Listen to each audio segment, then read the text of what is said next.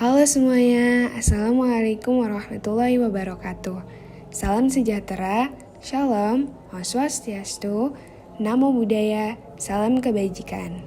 Kami dari kelompok 5 ingin menjelaskan tugas besar, algoritma, dan pemrograman yang telah kami kerjakan. Anggota kelompok kami meliputi Zafran Ahmad Muwafaki, Amira Kailanindita, Faza Hauna Ahda, Muhammad Fajar Ramadan, dan Fadila Nurzaki Waliatullah. Bab 1 meliputi dekomposisi persoalan yang merupakan penjelasan program secara umum. Dekomposisi sistem operasional lift. Cara kerja lift dibagi menjadi 3 subprogram. Yang pertama adalah tombol naik turun, yaitu sebagai permulaan untuk menentukan gerak awal dari lift. Yang kedua adalah pelantaian, yang merupakan tujuan dari lift. Yang ketiga adalah kapasitas penumpang, yaitu beban maksimal yang dapat ditanggung oleh lift. Subbab pertama yaitu tombol naik turun. Dalam subbab ini ada input, proses, dan output. Yang inputnya itu meliputi user memilih antara dua, apakah lift akan naik atau turun. Hal ini yang akan menjadi awal dari penentuan pergerakan lift. Selanjutnya adalah proses. Setelah input yang diberikan, lift akan mengenali posisi lantai yang nantinya akan diinput oleh user pada program.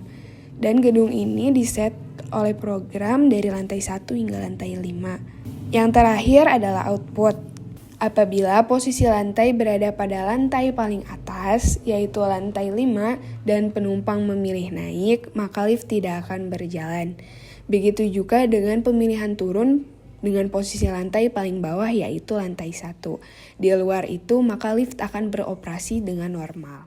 Pada pemilihan lantai, pada bagian input, bagian ini menentukan lintasan gerak lift. Input yang digunakan adalah dengan input posisi lift dari user.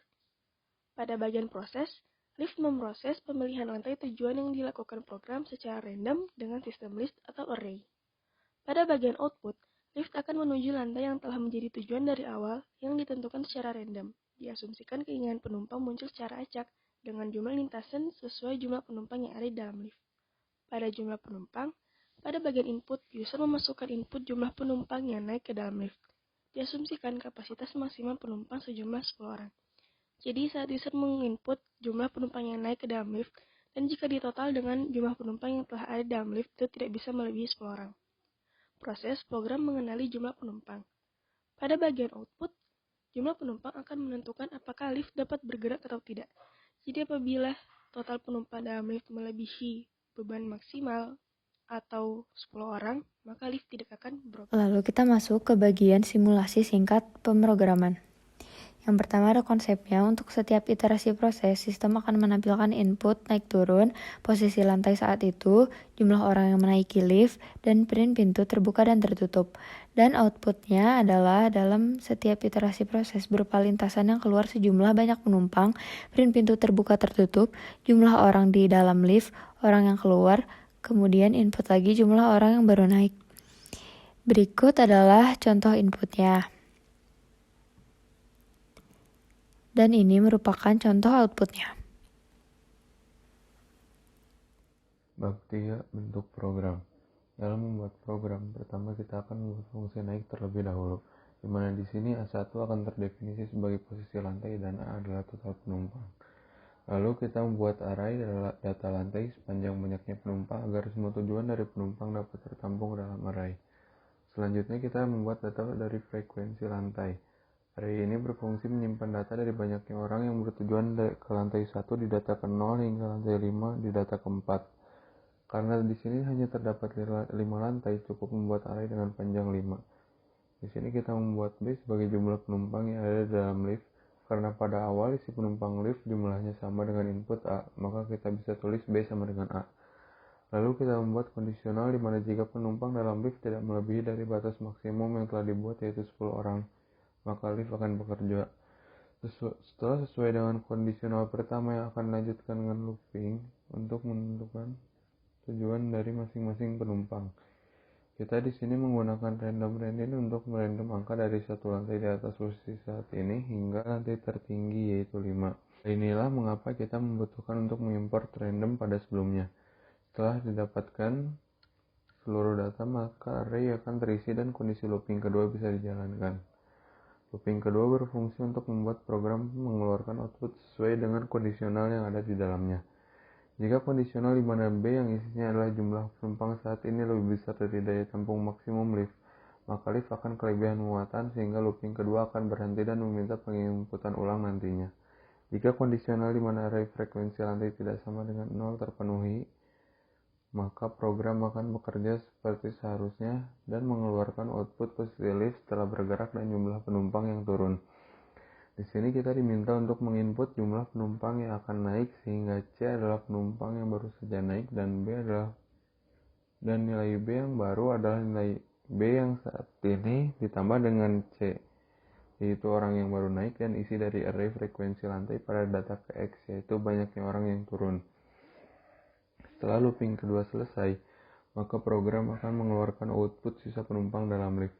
Di sini kita membuat kondisional lagi di mana jika sisanya sama dengan 0, maka program akan berhenti beroperasi. Apabila tidak, maka program akan terus berjalan.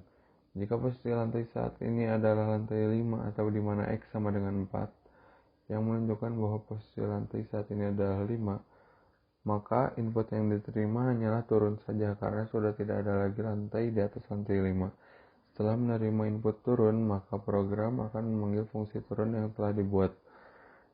Jika posisi lantai tidak berada di lantai 5, maka program akan menerima dua input, yaitu naik dan turun, di mana jika naik maka program akan memanggil fungsi naik kembali, dan jika turun maka program akan memanggil fungsi turun.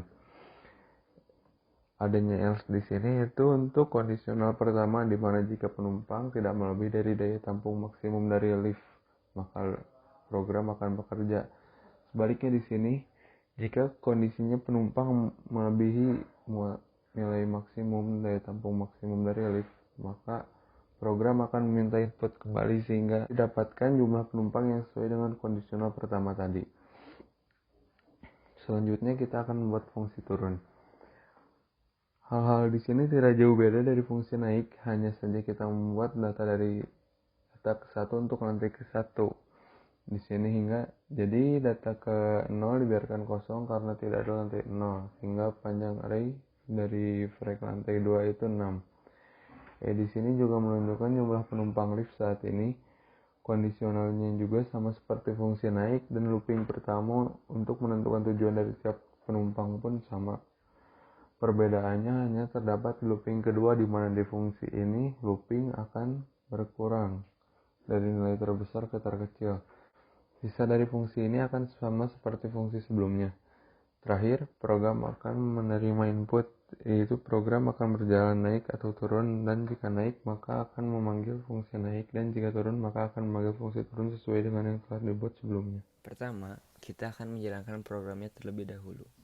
Lalu program akan meminta untuk input lift akan naik atau turun. Program akan memberi perintah untuk membuka pintu dan meminta input banyaknya penumpang. Di sini kita memberikan batasan untuk penumpang sebanyak 10 orang dan untuk tujuan 5 lantai. Kita mengasumsikan bahwa posisi lift berada di lantai 1. Jika lift kelebihan muatan, maka program memerintah pintu untuk tertutup. Program kembali memberi perintah untuk membuka pintu sehingga lift tidak akan bergerak. Pada program dituliskan bahwa lift kelebihan muatan. Setelah jumlah penumpang tidak melebihi batas maksimumnya, baru program akan bekerja. Di sini kita mengasumsikan tujuan dari masing-masing orang dengan menggunakan angka random. Jika naik, maka tujuan akan dirandom dari satu angka di atas posisi lantai hingga lantai 1. Sedangkan untuk turun, maka akan dirandom dari angka 1 hingga satu angka di bawah posisi lantai. Setelah merandom tujuan dari tiap penumpang, maka lift akan bergerak ke lantai tujuan terdekat. Setelah menurunkan penumpang, kita akan diminta untuk menginput seberapa banyak penumpang yang akan naik.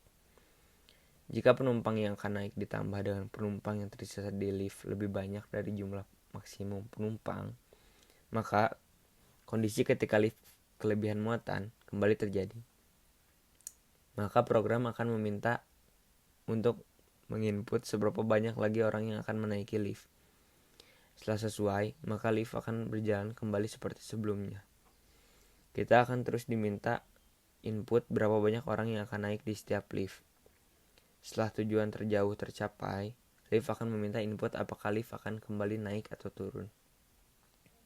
Akan tetapi, jika lift berada pada posisi 5, maka yang terjadi akan seperti digambar, yaitu lift hanya menerima input turun. Program lift akan terus berjalan hingga tidak ada satupun penumpang yang tersisa. Lalu, kita akan mencoba untuk menjalankan kembali program lift, akan tetapi dengan posisi awal. Berada di lantai 4, karena lift terakhir berhenti pada lantai 4. Di sini kita akan memilih lift untuk turun. Setelah kita menginput banyaknya orang yang akan naik pada lantai tersebut, lift akan bergerak sesuai urutan jarak terdekat sampai terjauh. Setelah mencapai tujuan terjauh, yaitu lantai 1, di sini masih terdapat 5 penumpang dalam lift, sehingga lift akan menerima input untuk naik. Setelah menentukan tujuan dari masing-masing penumpang, lift akan kembali bergerak sesuai urutan posisi dari terdekat hingga terjauh. Setelah semua orang sampai pada tujuan dan tidak ada yang naik kembali pada lift, maka program lift akan selesai. Sekian presentasi dari kelompok kami. Terima kasih. Assalamualaikum warahmatullahi wabarakatuh.